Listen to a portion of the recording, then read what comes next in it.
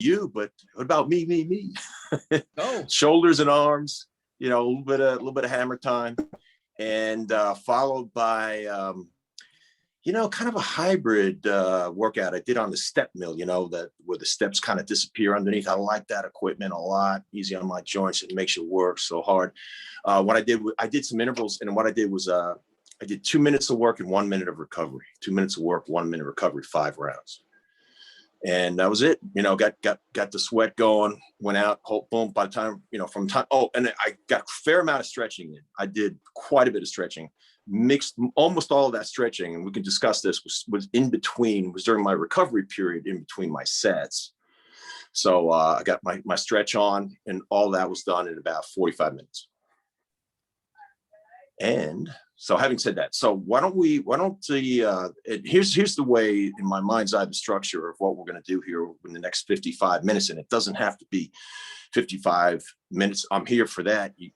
I guarantee you, but we'll get as much out of this as you want if you want to shut it down sooner. I don't want to do a lot of the yapping so much like I did the last time, because I was laying things out. This time in advance, I put a document together that I hope you'll find informative and provocative, and maybe it'll elicit some questions that you have. I wanted people to have if they maybe have been working, maybe you've been working out a long time, but maybe never thought of structuring your workouts in such a way to optimize the benefit. I think a lot of people with very good intentions, I know they do, they go to the gym and they work pretty hard, and they do exercises that they know and they feel that are safe and they're reasonably comfortable with. And they maybe wonder why they don't make the gains that they were hoping for. But if somebody like me would put a trained eye on what they're doing, they could find and expose some mistakes. It's like finding the mistakes in a long mathematical problem. You make one mistake early on and the rest of it doesn't really fall into place like it should. So that is what I wanted to provoke, and kind of, has everyone, I can't see everybody without changing the screen, but has everybody seen that document? Maybe a good place to start would be, well, let me start here and then I'll jump to that. So has everybody tried the baseline fitness test, right? Gave that a shot. I hope that the video that I made was instructive, and I'm being very particular about the technique involved, just so you understand that we just all want to be on the same sheet of music and be honest with yourself, so that when I say at the top of the position on a burpee, you might see some people come on out and kind of do something like this. They're just kind of they clap their hands, but it's in front. But that's quite a bit different than this position where I'm in lines. My ankle bone, knee, hip, shoulder, and wrist and ear are all in the same line. Arms don't necessarily have to be straight. That'd be hard to do, but that. So you can imagine how much faster you could do burpees that way than if everyone's doing them this way. Same thing with the hand release push-ups. And I want everybody to get their top of their thigh parallel to the ground in a squat, but I understand that that's not possible for everybody to do. You can put some 5-pound plates or a board under your heels if that helps you there. That's not cheating. And what's the other one, right? So those are the baseline exercises. I'm forgetting one. What is it? Crunches. Yeah, and the crunches. Yeah, the crunches, right? So your shoulder blades, as long as your shoulder blades hit the deck and you come on and your elbows hit your knees or your thighs, yeah, I'll count that. So that pretty full range of motion there. So any questions about that? And I hope that everybody feels, look, I've got a million exercises that I could have chosen. I chose those 4 because I felt, they were all achievable and they can all be done with 0 equipment. And we can pretty easily learn the technique if you hadn't done them before, and then we can repeat them later. That's all. Well, last thing about those exercises is I don't recommend that you use those 4 exercises like that as a workout. But I do suggest that you find a place in your training on a regular basis to do those 4 exercises, because they have value. I want you to be better at them. So do the push-ups and do the air squats. Maybe the air squats for you could be a warm-up, because it is a bit of a different motion than putting, if your normal squat workout is you put a bar on your back with 25s, and that's your first set, because that's light, because you're going to go up to 200 or 300 pounds. That's still quite a bit different than doing an air squat because the motion is just a little bit different. And I want you to get really good at the air squats. I want you all to retest at a better score and make me look like a hero. So I want you to practice this stuff and be more economical.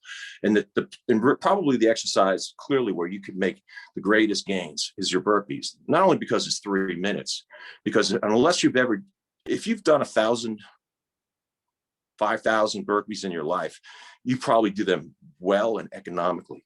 But if you haven't even done 500 or 1,000 burpees before you did this test, I promise you, you can get a lot better at that. And I could even maybe we could do a video one time and I could get into the details about how to most efficiently use your body. The more efficient you are in that motion, the less exhausting you'll find the entire exercise, right? So when you're not huffing and puffing, you'll accrue more repetitions. Right, enough on that. I think we should open up the floor to any questions, unless somebody has a question about the fit test or the retest. I had a question. Yeah. This is Jack. I had a question about Yeah.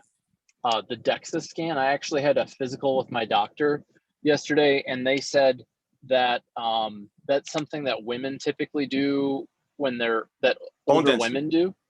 Yeah. Bone density. And they were trying to figure out why I would do it and what would I would do with the information and how many tests do I need. So I'm game to go and do it. I was just curious if you could tell me more about that. Yeah, because there's really two principal functions. If you go get the DEXA scan, you're going to get a very exacting measurement of the density of all the bones in your body, and that's valuable information. The chances of middle-aged men like us having a bone density problem is slim, but maybe you're in that small percentage. Women more apt to have this issue, particularly fair skin, light eyes. These women are more at risk.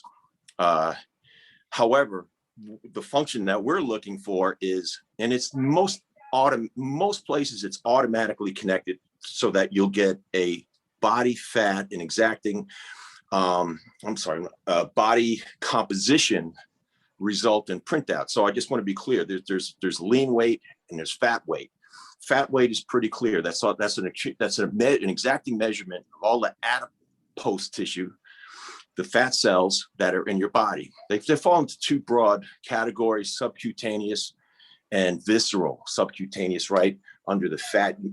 Guys like, we tend to hold a little bit of our pecs, a little bit of fat there, a little bit in the hips, and then the visceral fat that accumulates around the big and small intestine, liver, heart, lung, is all packed in there. That's very dangerous fat, but it's a separate measurement.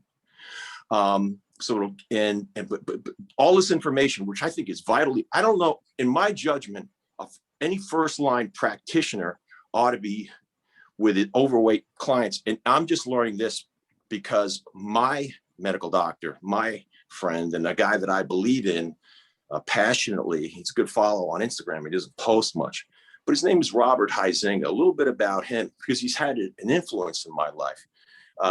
Robert Huizinga, I met when I played for the Los Angeles Raiders, Howie Long, Marcus Allen, that team. He was a team doctor, internal medicine, and he's quite a brilliant guy, and he's a fitness guy, and he leads from the front. He's 69 years old. He's in amazing condition.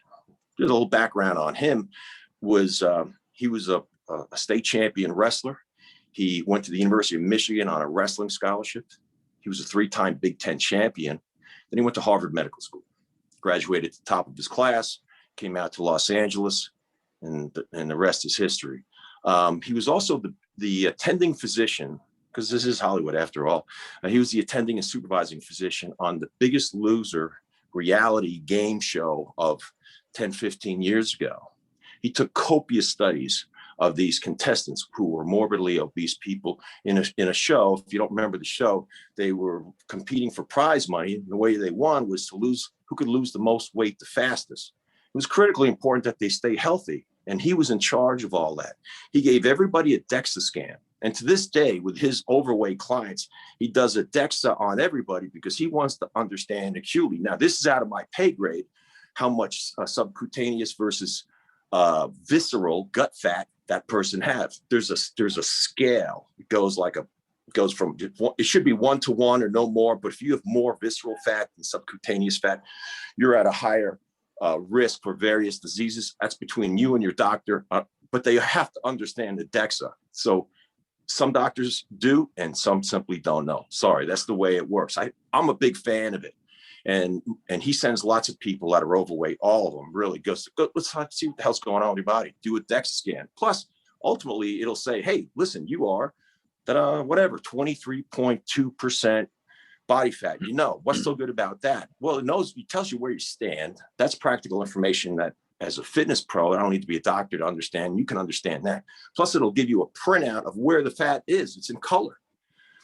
And then secondly, as part of the retest, you could do it in 12 weeks, or you could do it in 6 months. Go back and do another DEXA scan if you're interested. I think it's a good idea to see if you've made that progress.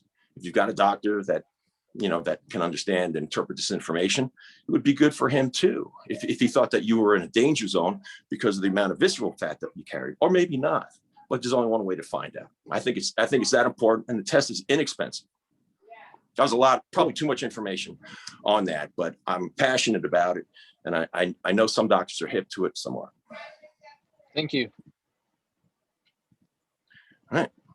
So as far as the challenge, that the information I put there, did anybody find that helpful or useful, or do you have any questions about setting up your program? Like I said from the start, this isn't obviously one-to-one training, but I was hoping that some of those parameters would help you think about your programming to optimize what you're doing. Maybe give you maybe generate some thoughts. And here's your chance to fire the questions at. So yeah, Pete, go ahead. Sorry. So Pete, as I was looking at the setting up the next 3 months, so I kind of did it in four-week chunks. And tell me what your thoughts on this. So the first chunk I did, like for body weight, for instance, let's take push-ups, 3 sets of 20. And then I went up to 5 sets of 20 for the second month. And the third month, back to 3 sets, but I went higher reps. What are your thoughts on number of reps, number of sets, as far as progressing for month 1, 2, and 3? Yeah, it's interesting that, and I get your thinking, and it's interesting that you chose, push-ups of all exercises, because push-ups is one of the exercises that falls into the bucket, in my judgment, of we pretty much do those to failure. I wouldn't suggest somebody put, because it's our body weight. So when somebody's doing, for example, a similar but yet quite different exercise, a bench press, working the same muscles, kind of using the same motion to get a little more down in the dirt about it. One's open kinetic chain, one's a closed kinetic chain exercise. So that there's a different affectations. But I would say when it comes to push-ups, I'm kind of like, I don't, that's one of the few exercises I don't really think that through. I'm just kind of going until that starts burning, and then I let that recover. But if you asked me the same question and you applied it to say a bench press, or say say back rows, right? You're going to do some machine back rows. I would say that starting at 3 sets times X, and then a month later jumping, that'd be what, a 40% increase to 5 sets at X number of reps. I don't know that there's anything particularly exceptional about that decision, or there's certainly nothing wrong with it. So you're just simply kind of adding. What you're doing is you're increasing the volume. That sounds good to me. Go ahead and increase that volume. And then I think where you're going with the third month, you say, is I'm going to reduce the load, keep the volume high, but the stress a little bit lower, which sounds a little bit like you want to deload that month. So my thought was do more at once to almost prepare for the fit test again. So try to do more reps. So do less sets, but more reps at once to build that endurance. Oh, you're playing chess with me now. Come on, I'm playing checkers over here. This is a chess question. So you're trying to position yourself for a really good retest and mix it up a little bit. I can't blame you as a competitive, person. I see it. I get it. I would say this along those lines. I would, I don't know if this is going to answer, you'll be pleased with how this would answer your question. I would take, if I had 12 weeks to do better in my retest, I would spend 11, at least 10 weeks working on nothing but getting stronger. Got it. And then I would take 1 week. It doesn't take that much longer to build some endurance. The guys that look, when everyone, if you guys follow football, the NFL combine, for 70 year, whatever the damn combine, I was there the 3rd year in the history of the combine, actually. So it's that many years, 40 years they've been running the combine. No matter what position you play, I think it's kind of silly, but they put 225 pounds on a bench press bar and they see how many perfect repetitions, because there's a guy there judging it, perfect repetitions you can do. And it's been, everybody's trying to do the most reps. I had a real good bench press score when I went myself, helped me move into the first round. But so but if you want to get more reps in the bench press, I can almost perfectly predict that the guy that can singularly bench press the most weight will get the most reps. Got it. Okay. Gives you reserve. Being strong gives you reserve. It's like that expression, strong people are tougher to kill. So what, I guess one question I had was a ratio for like cardio versus strength training. I'm gearing up for elk camp where I'm going to need to be hiking with weight potentially. Yeah. So is that more strength based, or is that more, it seems like endurance also, because it's going to be a distance to hike with weight? Yeah. So Jack, you're a guy that truly has a, man, I would think of you no differently than a guy saying, listen, I'm going into NFL combine in X number of weeks. And can you help me? I wouldn't prepare you generally, Jack. I would prepare you specifically for the task at hand. So in this case, I spend most of my time with this group talking about, being more generally fit. Yeah, we want to see better on a fit test, but just get stronger and get more generally fit. And the motor that drives people to be more fit, contrary to popular belief that it's more cardio. It's not. It's getting your body stronger with enough cardio to support that and keep you healthy, because we're human beings. And I want you guys all to live a long time. And having said that, you're thinking on terms of tipping, biasing your personal programming, let's say different than I'm looking at John Carvalho here. I would think I might want to tip him towards, making this guy stronger. And Jack, you just seem like you're probably just more of a naturally exercise, athletic guy, outside guy. I think you probably already got some natural strength. Maybe I'm wrong, but I know one thing. If I had to do that elk trip like you, I'd have to get my ass going, because I don't hike that much. And I'm sure I'm plenty strong to go elk hunting, but I would have to up my endurance game, right? So I would do that. So your focus on that would seem to be correct, and trust that. In focusing on endurance training? Yeah, I think endurance training, but I also think there's a huge bang for your buck with the HIIT training. Really the HIIT training. I think a guy like you, I don't know, but like, understand something. Let's all just be fair. Like, if it's not easy to build muscle, but if you were to add some more muscle to your elk trip right now, do you need it? Would it benefit you, or would it just, Well, that's where I'm not sure, because to carry 50 to 75 pounds, 5 miles, I don't know. Is that, I'm not really a big guy. I hike a lot. I know that I would say to carry that amount of weight, I would want to be super strong in my core, my glutes, my spinal erectors, the muscles that are going to help me support, in that upper body. I don't think a bench press does a damn bit of good for you. Not that it's a bad exercise, but I would certainly want strong, a strong core above all. I think you ought to be doing your planks, ab wheel. You want to get a little bit of that stuff every single day. That'd be my advice on that. And trust you're going to be strong enough in that your body holds together. So you're just going to keep on putting one foot in front of the other, right? So Napoleon trained his troops. He dominated the world by training his troops to march full pack, 60 pounds at 12 miles an hour. That's never so fast. stopped. What? That's really fast. That's why he dominated the world. That's how he took over the world. That was one of his, this is it. This is what we're going to do. Yeah.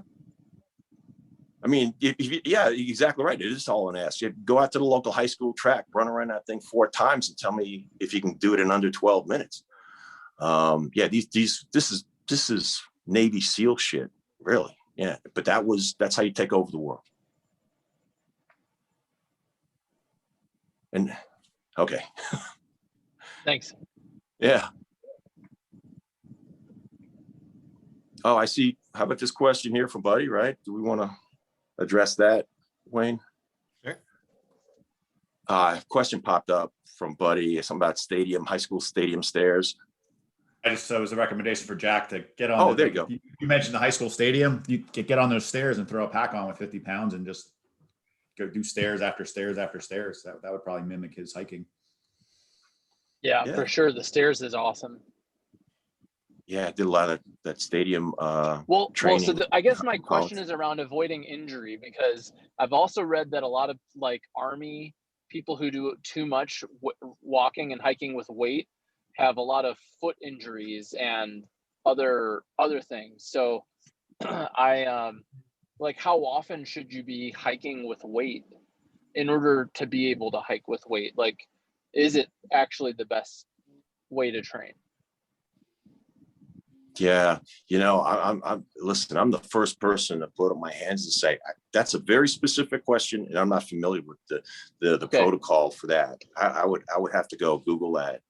But you're asking a very fine question. Over the years, the modern Army has really changed and upgraded the footwear because of just this issue to something that's much more athletic than used to be old leather and shiny. Those days are long gone. And you're asking a great question. How do you want to program exactly that? How much of that loading do you want to do? And which raises, and you said, look, you don't want injury, for sure. And the other thing is, perfect time to address this when it comes to the question, what about, I want to overtrain? I mean, a lot of people in the back of their mind, they say, well, Pete's talking about sets and reps and this and that, and burpees, and I don't want to overtrain, right? Because I've read, you overtrain. Here's my feeling on overtraining. Very few people actually overtrain. It's very popular to write about it, but very few people. The reason that overtraining is bad is because it leads to injury. And it becomes increasingly difficult to build muscle. But the fact of the matter is, very few people overtrain. You'd have to really go and try hard to overtrain. The fact is that people under-recover. They don't eat right. They don't sleep enough. They don't sleep well enough. That's it. Yeah, because I'm not preaching long workouts. I'm talking about 45 minutes, not an hour. Get that work done intensely. These are not. I'm not preaching very long workouts. I'm preaching very, very good, specific, smart workouts. I think John had a question too. Carvalho. Oh, yeah. So, I've been out of shape for a while, so I'm going to use a strategy. I think I'm going to work on my legs, core and legs first, right? Because I can build muscle back there. They're in decent shape. But even throughout the day, right, if I don't want to lose things, these 4 things that you gave us to do, it seems to me like I can use almost any combination of those throughout the day, any day. If I'm looking at a 12-hour day and I'm not going to get to a good workout, will this help me sustain and not lose, at least for a day, till I can get back at whatever routine you think, I'm going to work with? All right. 2 things is something is always better than nothing. And yes, those 4 exercises will serve you well anytime, in any amount. And I encourage that chronically, to expose yourself to that muscular stress regularly. And secondly is the idea of training your legs because your legs are a little bit stronger, a little bit more conditioned right now, and then maybe kind of slowly, I don't know, working to your upper body. I would push back against that and encourage you to say, you know, we can walk and chew gum. I can start to develop those muscles of the upper body. Doesn't take a lot. A set of 5 or 10 pound dumbbells, and you could be doing your side raises. Wayne, I'm gonna post that video of my shoulder trifecta that I'd like everybody to try and do. And it's all you need is a pair of 5 or 8 or 10 pound dumbbells, kind of depending on how strong you are. And you'll do 3 motions. One is tipped over. You'll strengthen the rear shoulder.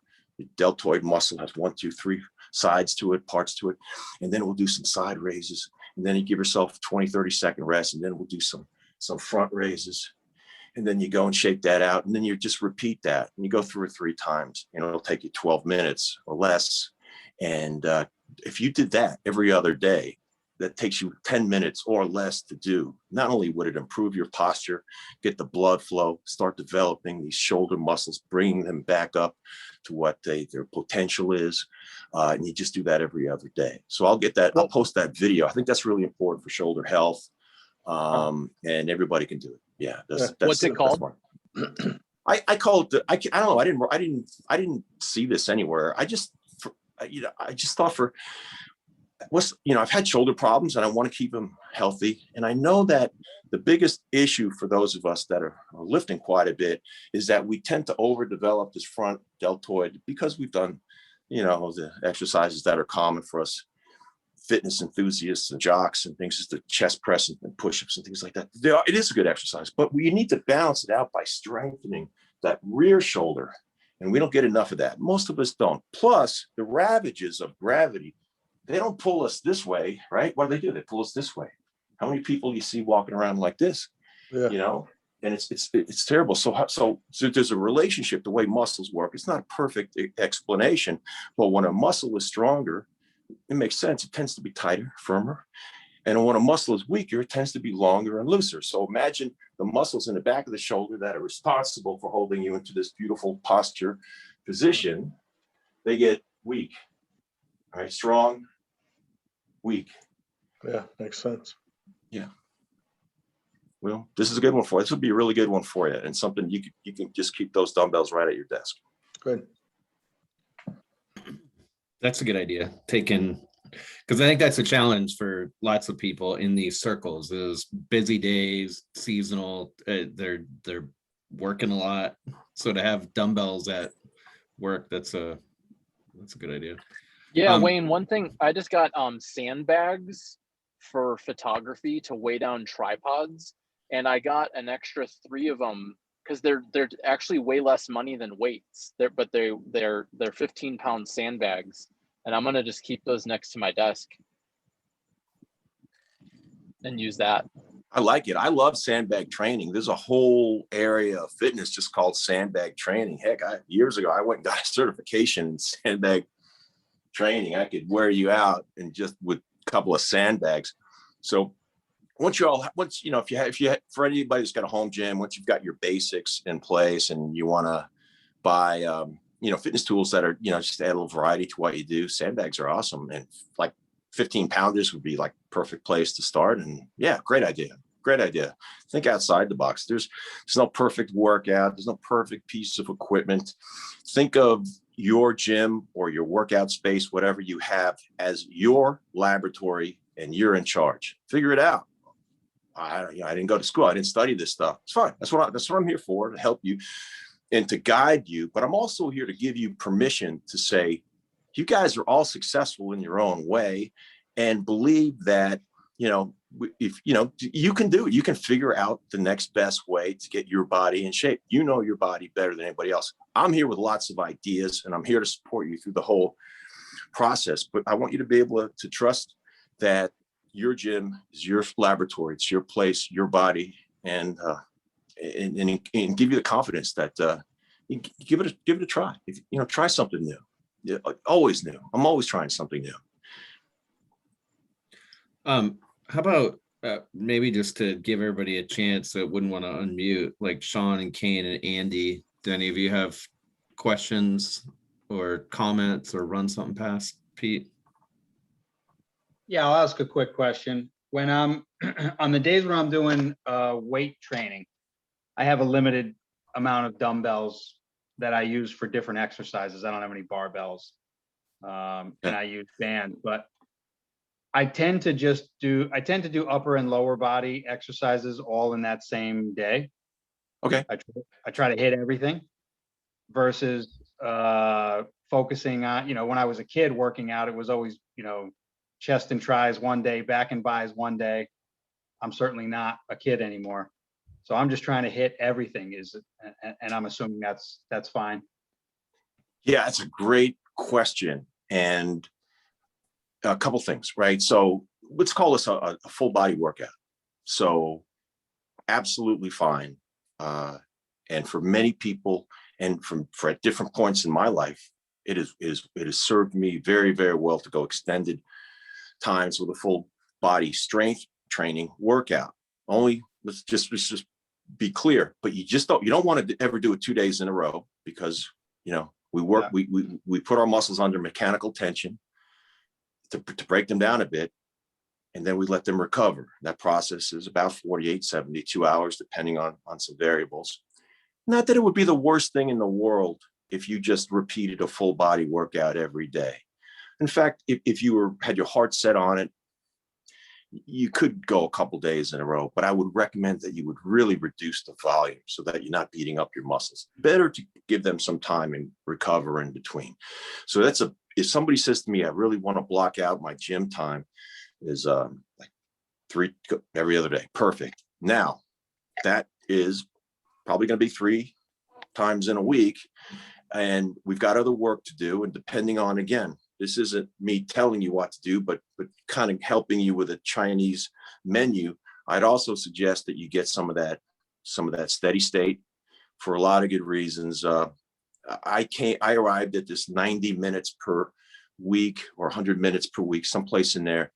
That came from Dr. Huizinga, and he's obviously a sports medicine specialist. He's always doing the research on that to take care of himself and his patients, and his sports, in particular, his sports medicine patients. And he has arrived at that number. It's easy to tell people just to exercise endlessly, but it takes some thought to say, here's how we can optimize what the hell you're doing, right? We don't want to waste our time.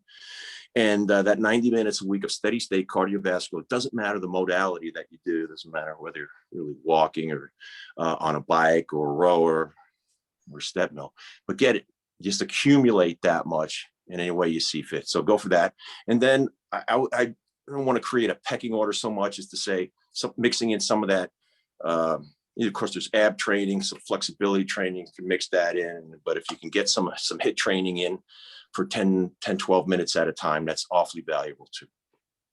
And that would be done on the days that you're not doing your full body.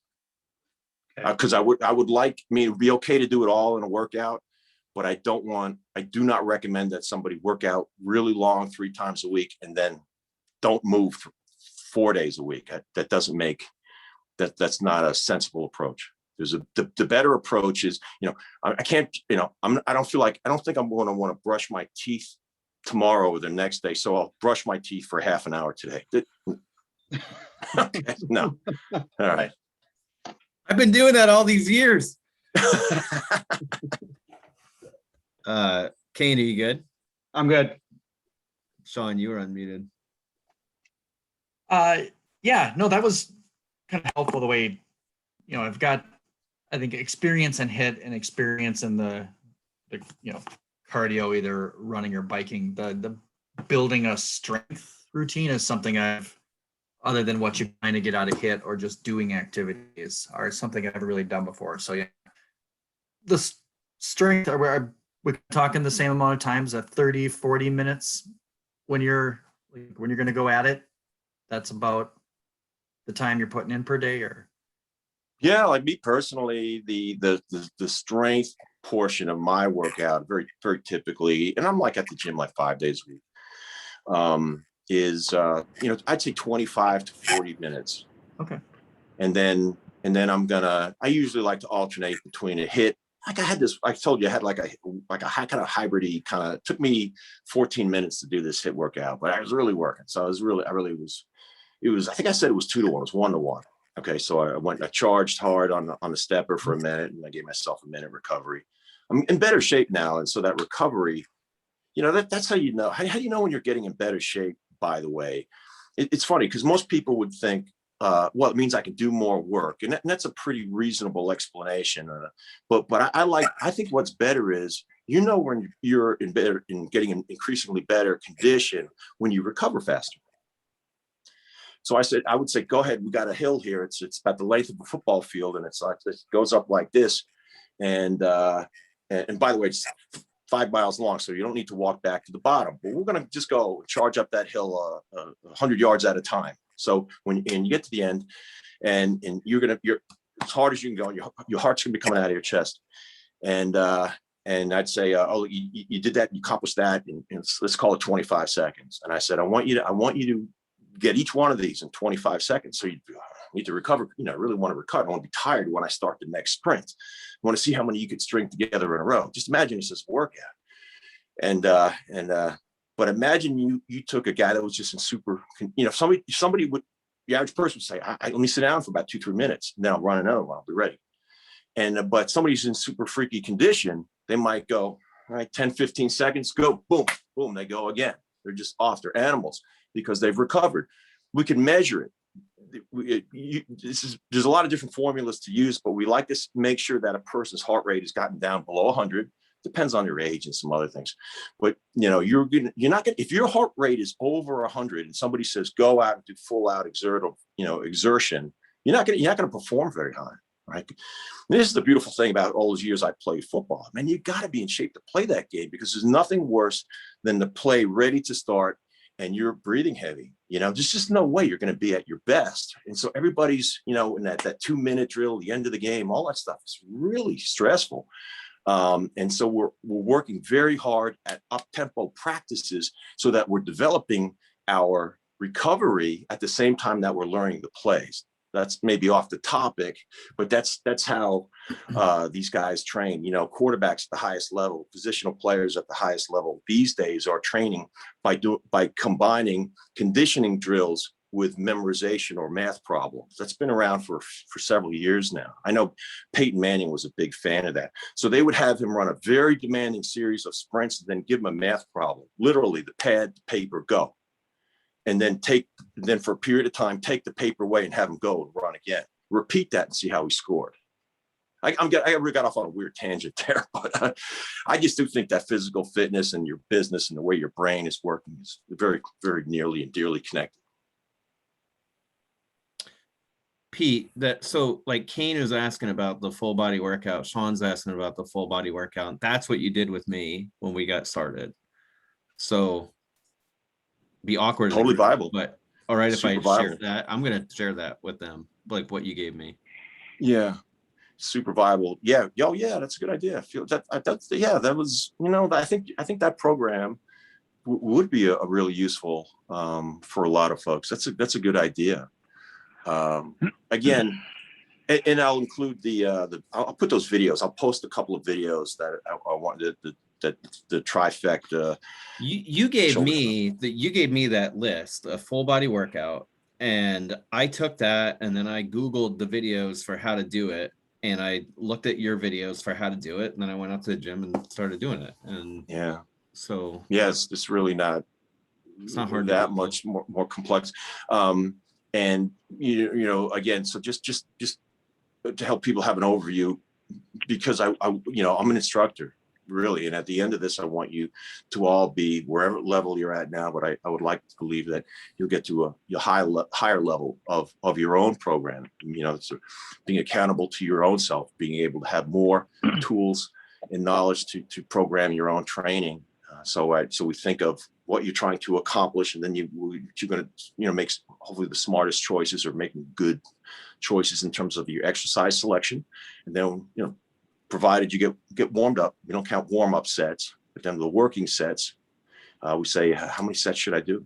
You know, how many each set that I do, how many reps should I do? I don't know. I heard that 6 was good, makes you strong. I heard that maybe 20 is good for your whatever. So that's it. These and how much rest should I have in between the sets, and how frequently should I go back to the gym and do that? So collectively, these are called acute exercise variables. That's what goes into my thinking. I've shared that with most all of that in the document. That's what really that amounts to. And the verbiage is we call those acute exercise variables. Play with those. There's no perfect workout, but there's some basics there. And if you're looking at your own programming and you're thinking, I got a question for Pete, because I don't know how many reps should I do, how many was this many sets if I do that. I'm happy to chime in on that. And how often, how should I let that recover? And the same thing, to a lesser, different degree, the cardio, I've broken it into 2 categories. I think that's the simplest, most useful way to discuss it with people: steady state and HIIT or interval training, right? And just go ahead and incorporate those to 90 or 100 minutes. I forgot what I wrote down for the steady state. And then if you can mix in, I think a little bit of icing on the cake would be some of that HIIT training, and that will serve you well. So there's kind of, that's like 30 years of me thinking about this stuff, all the certifications, all the education, all the world champion mentors that I've had in my life, all my personal experience, my personal mistakes, and also some really good training that I've come up and developed my own unique ideas on how best practices for people.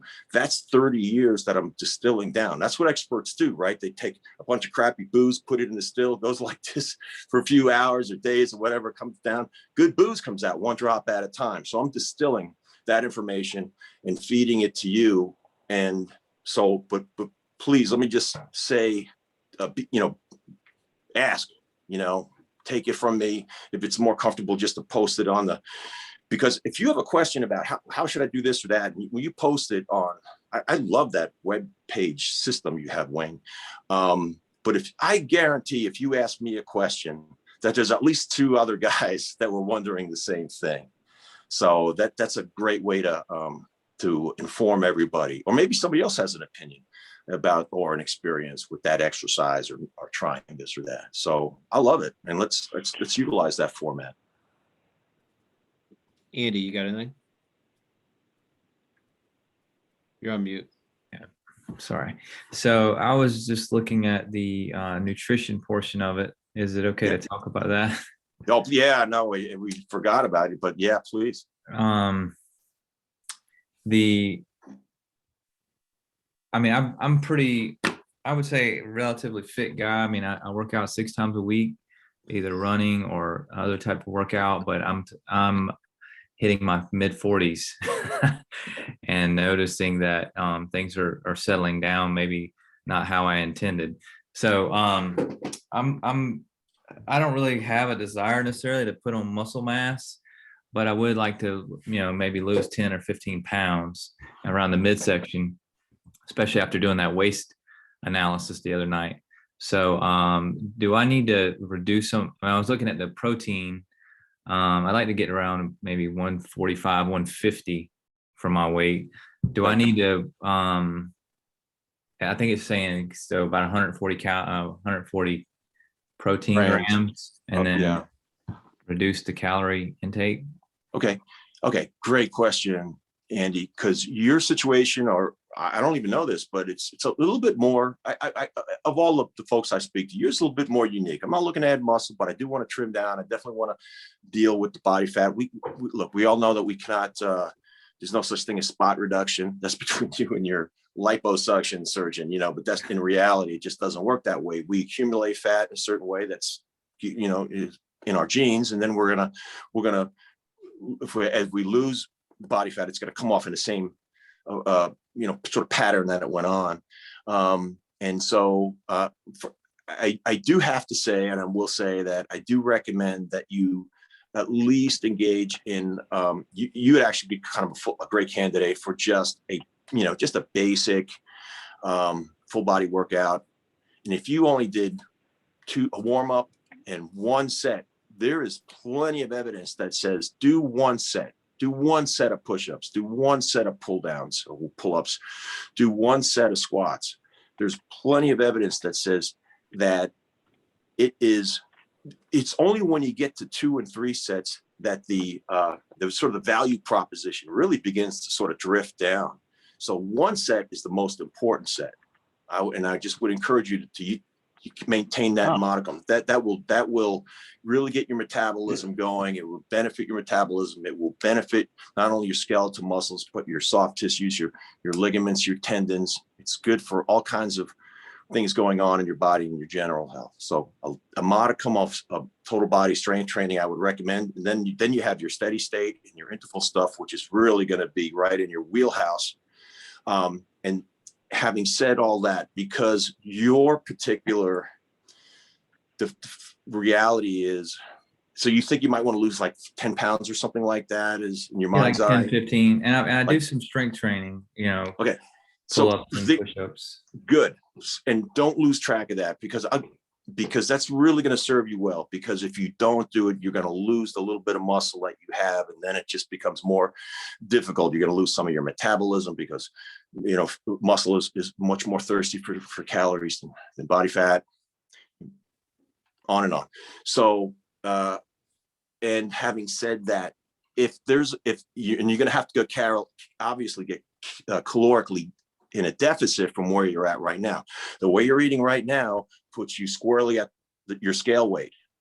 To take the scale weight down, unless we can change Newton's law of thermodynamics, you're going to have to eat less. You've got to be less energy going in, right? So we're going to do 2 things at once. We're going to increase the expenditure of your caloric expenditure, and then we're going to eat a little bit less. Not much, a little bit less.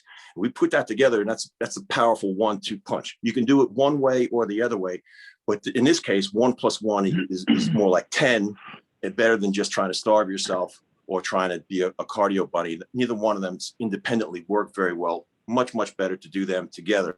One last thing is your personal demand for dietary protein is actually less than the guys that are trying to get a little bit more out of their strength training. That makes it a little bit easier for you to just take your calories down. I would say for you, instead of 1 for 1 gram per goal weight, you could be 0.75. And that's still enough calories to maintain. I wouldn't go below that, but that should make it a little bit easier for you to eat less food. If that was clear. Yeah. Yeah, thank you. My question I have is the HIIT training. So I have a friend who's an endurance athlete, has done some like really crazy things like swim Lake Tahoe and Western States and things like that. And he is a huge believer and follows a methodology with HIIT training. And he does not train at the long distances he runs. He does HIIT training. So that's very intriguing to me. Yeah, that's been trending for about a decade. Yeah. But how does that work? Yeah, that's great. That's a great question. So that's been trending for about a decade, and there's a lot of science behind it. So some of these guys are really, like, long story short, these elite endurance athletes, the ones that and the exercise scientists, the nerds in the lab coat, and they want to put a mask on you and measure your VO2 and oxygen consumption and all this while you're exercising or running like crazy on a treadmill. They actually get this great information. What they're finding is, that increasingly over the years that the premier distance runners, by the way, distance running is really like a weird thing. Like world records, they really don't even move in distance running anymore. We've kind of peaked out, and guys are going crazy trying to figure out how to run a faster. I think the world record for the metric mile, I think it's 25 years old, something like that. I mean, those records that's a whole nother complicated subject, but people, I think, and that's not a particularly long distance, I understand, but marathon world records aren't broken anymore. And or at least about 6 years, I think. And so what they're finding, so guys are trying to change up their training, and besides, they're all they break down. They have all kinds of injuries and very short careers. And they are professional athletes. So what's the sense in having such a short career? And so they said, so they're subtracting some of that mileage and they're replacing it with things like hit training with kettlebell swings and body weight squats and sandbag, throws and thruster, exercises. A lot of this stuff comes out of CrossFit. I just did a video today. I'll post it soon at the gym doing thrusters, which is a combination of a squat and an overhead press, in my case with dumbbells, but it gets your heart rate, through the roof. And so that's HIIT training. HIIT training is a very wide open term for combining a number of exercises to get, to develop kind of strength and elevating your heart rate quickly and not just doing it running, right? So we're using, it's like lift weights faster, that kind of thing, which kind of sounds dangerous, but when you do it right, it's extremely powerful. So that's been trending for some time.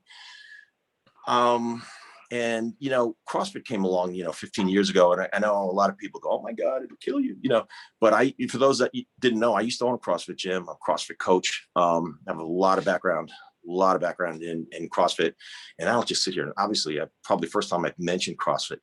I'm not drinking the Kool-Aid, but there's a lot of good that came out of and does continue to come out of the CrossFit world. And they do a thing called metabolic conditioning. And a lot of this verb is so similar, but different, but interchangeable. But a metabolic conditioning session is very much their own name for a HIIT session. So they would combine 1, 2, 3, 4 exercises together to make, to initiate that process of getting you stronger at an elevated heart rate at the same time. It's everything's imperfect, like powerlifting is a perfect sport because all you're worrying about is your strength, and maybe distance running is kind of perfect because all you're worrying about is getting down 26 miles as fast as you can. But most everything in the world is a hybrid, is a combination of these things. And we want to prepare ourselves for this intersection and be prepared for, I don't really coach any people that have a very specific goal. I prepare people for life in a very generalized way. CrossFit's very good. Some of CrossFit's very good at that. But even at the base of CrossFit, there's a foundation of strength. And I think they're noticing that, again, to wrap this up in the endurance sports, I think they're finding that these guys are lifting more weights. They're physically stronger. Not only did they think that can elevate their, obviously their performance, but it might mitigate injury. Hey, Peter, I got one more question, if I can. You mentioned it quickly, and I've been watching videos of you working out like a fucking wild man, right? Quick, fast. And I mean, I used to work out, in the gym with guys, but not many guys I've seen just jump in and tear into the number of repetitions and the speed that you do it at. But you mentioned stretching, right? For me, I'm older now, and I broke my back when I was 24 years old. So I've always had the stretch. But it's essential for me right now. But is there a set of stretches that you prepare to work out the way that you do? Is there a number? How many minutes do you spend stretching, and do you do a key routine before you actually hit it? Yeah, it's a good question. And the short answer is I'm a guy that's full of ideas, but I'm also like ADD, and I'm not good at just following a routine. I tend to go based on how I feel when I get to the gym. I want to be warm, and depending on the weather, like today, I was at the gym and it was hot. It was humid. It was really more humid than anything, and I don't even feel like I need to warm up. But I did, and I one thing I do at every chance, every time I go to a gym, is I'll hang from a pull-up bar, and it just stretches everything from top to bottom. Yeah. And you have to have enough grip strength to do that. But I find that that's something where I'm getting my body that way. And then I target the things that bother me. I've got a L5S1 Fusion. It's been there, 2 titanium pieces I've had in my lumbar spine it's been 20 years, but it's acting up. And so I get really tight in the hips and the lower back. I think the muscle group that's really bugging me is the quadratus lumborum, and anyway, these lower back kind of pelvis muscles. So I'm just over here like all the time, like I'll grab something here and pull. Man, my shoulder was just popping there. And I'll grab a bar up here and I go that way and I'll do a few reps. So more times than not, when we were kids, they would say, all right, we're going to stretch and we're going to hold, put your nose on your knee and hold that position. That's called static stretching. That's gone away as inferior way to exercise your body. I'll take it. And a better way is to stretch, for example, more dynamically. So let's say I did 5 repetitions each time, trying to get a little bit further. And I can apply this to just about anything that I'm doing. So I move and stretch and mobilize my joints in a dynamic way. I do most of it in between sets. And you're targeting. It's a big subject. Yeah, but I see you're targeting where you know your points might be, so you stretch that out a little bit and then hit it. I get it. Thanks. That's helpful. Well, you know what? I'm gonna, why not? I mean, we're gonna be at this for a while. I'm gonna do more of my 30 seconds at a time because it's a great question from you. And I know I got a lot of people that follow me that probably have the same question. So I'm gonna do more stretching and introduce people that, because the fact of the matter is we've been exercising less, most everybody, for the past year. And in less movement means a stiffer person. So I'm going to incorporate some more of that, and then it'll be helpful, I hope, for you directly, John. And I'm glad you asked that question. Thank you. Well, we're at 7:01 for 4:01 California time. I wanted to make this faster. Yeah. Was I too talkative? Do you have a last thing? Any last things you want to give before we go, or? No, the only thing I want to say is trust the process, and I'm really glad that we have something measurable at the front and the end of this. Doesn't matter that it's only 4 exercises or there's no, it's not sexy. No, it's good. It's perfect for this group. It's tangible. Unless gravity changes between now and 12 weeks from now, all the equipment is the same. It's your 206 bones and 646 skeletal muscles. Put those to work. I want everybody to do better, make the scale move, get closer to your goals. Understand it's an imperfect process. We're imperfect. I am, but this is a really good cause, and that I'm here and I can help you exactly as much as you ask from me through the forum. So I encourage that. Nice. And everybody, post wins. You want to post a workout, put it in there. I know, Sure. For me, I turned all the notifications off so that I only get 1 email a day. And then I get that 1 email, and sometimes I go in and sometimes I don't. But set your notifications so it's not being a disruption, and just like scroll through things once a day. Maybe there's something you want to interact with, maybe not. Either way is okay. So yeah. All right. Good stuff. I wish everybody well. Come on. And good to hang out with you guys. All right. Yeah. All right, thank you. Enjoyed it. Thank you, gentlemen. Thank you, guys. Thanks, guys. Thanks, Wayne. Thanks, guys. See ya. I'm gonna go get shredded now.